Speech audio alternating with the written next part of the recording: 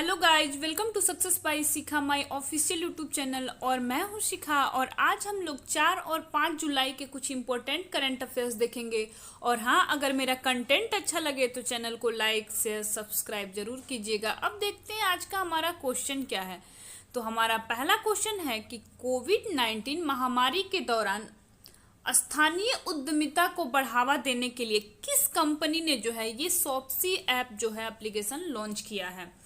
तो हमारा पहला ऑप्शन है अमेजोन, दूसरा है फ्लिपकार्ट, तीसरा है मिंत्रा और चौथा है इनमें से कोई नहीं।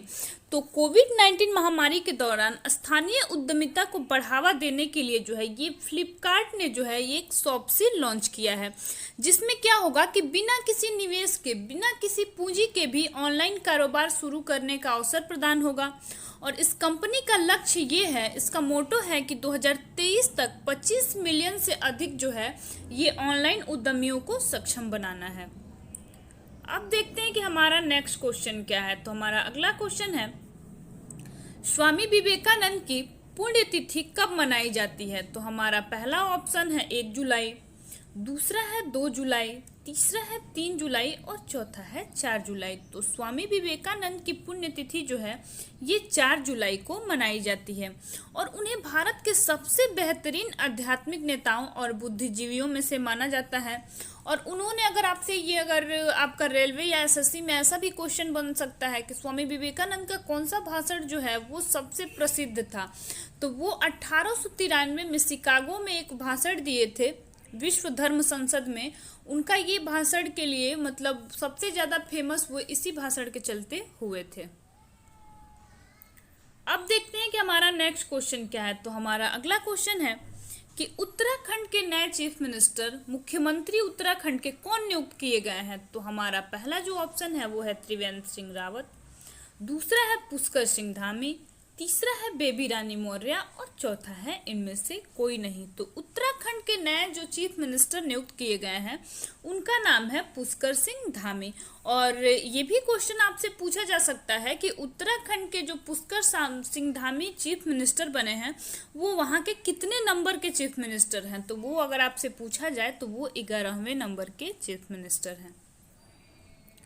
अब बढ़ते हैं अपने अगले क्वेश्चन की तरफ। तो हमारा अगला क्वेश्चन है, राष्ट्रपति रामनाथ कोविंद ने किस शहर में अंबेडकर स्मारक और सांस्कृतिक केंद्र की जो है ये आधारशिला रखी। तो हमारा पहला ऑप्शन है बनारस, दूसरा है लखनऊ, तीसरा है इलाहाबाद और चौथा है इनमें से कोई नहीं। तो राष्ट्रपति रामनाथ कोविंद जी के द्वारा जो है ये अंबेडकर स्मारक और सांस्कृतिक केंद्र की आधारशिला ये लखनऊ में रखी गई। और ये जो है 25 फीट ऊंची जो है ये डॉक्टर अंबेडकर के यहाँ पे प्रतिमा होगी। अब देखते हैं हमारा नेक्स्ट क्वेश्चन क्या है। तो हमारा अगला क्वेश्चन है कि किस देश को WHO ने मलेरिया मुक्त घोषित किया है। मलेरिया मुक्त अब वो देश घोषित हो गया है। तो देखते हैं कौन सा देश है। तो हमारा पहला ऑप्शन है अल्जीरिया, दूसरा है उज्बेकिस्तान, तीसरा है ब्रुनेई और चौथा है चीन। तो WHO ने मलेरिया मुक्त घोषित किया है वो देश है आपका चीन। अब देखते हैं कि WHO के द्वारा पहली बार जो है वो मलेरिया मुक्त देश घोषित कौन किया गया था। तो ऑस्ट्रेलिया जो है 1981 में जो है ये घोषित हुआ मलेरिया मुक्त। उसके बाद सिंगापुर जो है ये 1982 में हुआ, ब्रुनेई 1987 में हुआ और अल सल्वाडोर जो है वो 2021 में हुआ है, अल्जीरिया 2019 में हुआ है और उज्बेकिस्तान जो है ये 2018 में हुआ है। और अभी हाल फिलहाल WHO ने मलेरिया मुक्त घोषित किया है चीन को। अब देखते हैं कि हमारा नेक्स्ट क्वेश्चन क्या है। तो हमारा अगला क्वेश्चन है कि भारतीय पहलवान सुमित मलिक को खेल की विश्व शासी निकाय द्वारा 2 साल के लिए प्रतिबंधित कर दिया गया। उन्होंने कितने किलोग्राम टोक्यो ओलंपिक खेलों के लिए क्वालिफाई किया था। इनको भी डोपिंग टेस्ट में जो है परीक्षण में इनको निकाल दिया गया क्योंकि ये भी डोपिंग टेस्ट में पकड़े गए थे।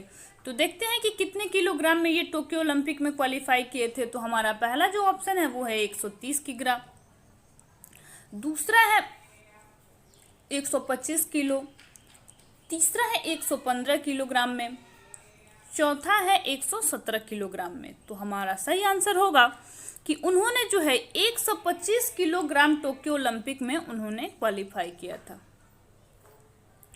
अब देखते हैं कि हमारा नेक्स्ट क्वेश्चन क्या है। तो हमारा अगला क्वेश्चन है, किस देश के पूर्व रक्षा सचिव डोनाल्ड रम्सफेल्ड का निधन हो गया? ये किस देश के थे? तो हमारा पहला ऑप्शन है अमेरिका, दूसरा है दक्षिण अफ्रीका, तीसरा है भारत और चौथा है यूनाइटेड किंगडम। तो ये जो है पूर्व रक्षा सचिव ये अमेरिका के थे। ये जो है ये 2 बार रक्षा सचिव और 1 बार जो है ये राष्ट्रपति उम्मीदवार भी थे। अब देखते हैं कि हमारा नेक्स्ट क्वेश्चन क्या है। तो हमारा अगला क्वेश्चन है, किस प्रजाति को हाल ही में इकियस तुकारामी जो है ये नाम दिया गया? तो हमारा पहला ऑप्शन है मेढक, दूसरा है चूहा, तीसरा है बिल्ली और चौथा है स्पाइडर। तो स्पाइडर प्रजाति को जो है ये इकियस तुकारामी का नाम दिया गया है।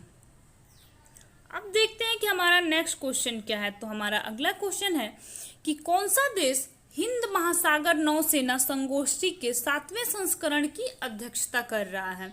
तो हमारा पहला ऑप्शन है जर्मनी, दूसरा है इटली, तीसरा है फ्रांस और चौथा है इनमें से कोई नहीं।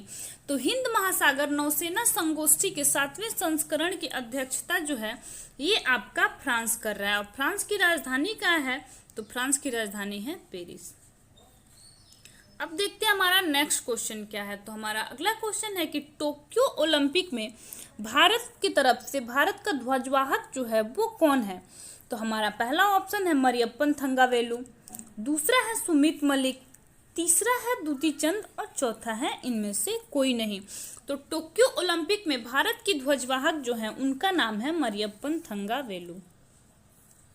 अब देखते हैं हमारा नेक्स्ट क्वेश्चन क्या है। तो हमारा अगला क्वेश्चन है, किस बैंक ने अपने डिजिटल परिवर्तन कार्यक्रम में तेजी लाने के लिए वेब सर्विस के साथ जो है ये भागीदारी की है?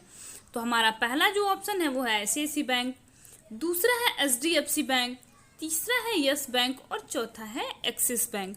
तो ये जो बैंक है जो डिजिटल परिवर्तन कार्यक्रम में तेजी लाने के लिए वेब सर्विस के साथ जो है ये साझेदारी की है, ये है आपका एक्सिस बैंक। और आपसे पूछा जाए कि एक्सिस बैंक का हेडक्वार्टर कहाँ है, तो एक्सिस बैंक का हेडक्वार्टर है मुंबई में।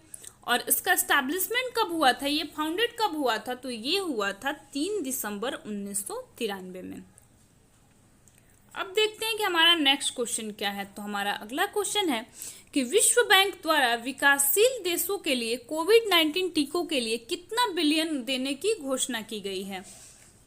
तो हमारा पहला ऑप्शन है 30 बिलियन, दूसरा है 20 बिलियन, तीसरा है 15 बिलियन और चौथा है 17 बिलियन। तो विश्व बैंक द्वारा विकासशील देशों के लिए कोविड-19 टीकों के लिए जो है ये आपका 20 मिलियन देने की घोषणा की गई है।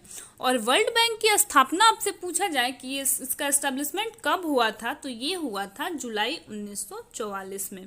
और इसमें टोटल मेंबर जो है वो कंट्रीज कितने हैं, तो वो है 189।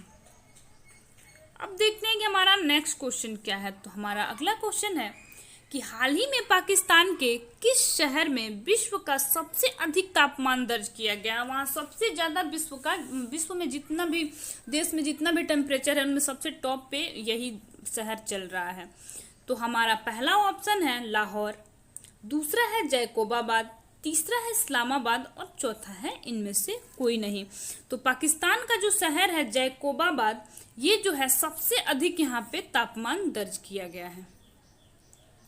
और पाकिस्तान के प्रधानमंत्री का क्या नाम है, तो इनका नाम है इमरान खान। और पाकिस्तान के राष्ट्रपति का क्या नाम है, तो इनका नाम है आरिफ अलवी। अब देखते हैं हमारा नेक्स्ट क्वेश्चन क्या है। तो हमारा अगला क्वेश्चन है कि हाल ही में भारत में इंस्टाग्राम में सबसे ज्यादा कमाई करने वाले कौन व्यक्ति बने हैं? तो हमारा पहला जो ऑप्शन है वो है आमिर खान, दूसरा है विराट कोहली, तीसरा है दीपिका पादुकोण और चौथा है प्रियंका चोपड़ा। तो इंस्टाग्राम पे सबसे ज्यादा कमाई करने वाले जो व्यक्ति बने हैं वो हैं विराट कोहली।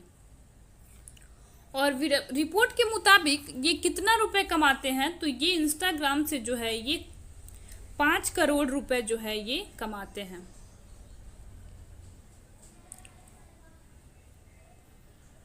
अब देखते हैं कि जो फर्स्ट पे है पूरे दुनिया भर में सबसे ज़्यादा जो है ये कौन कमाता है। तो दुनिया भर में एक सबसे ज़्यादा जो है ये पुर्तगाल के फुटबॉलर हैं क्रिस्टियानो रोनाल्डो, जो पहले स्थान पे हैं। इनकी इनकम जो है इंस्टाग्राम पे सबसे ज़्यादा है। आज के लिए इतना ही, मिलते हैं फिर नेक्स्ट क्लास में।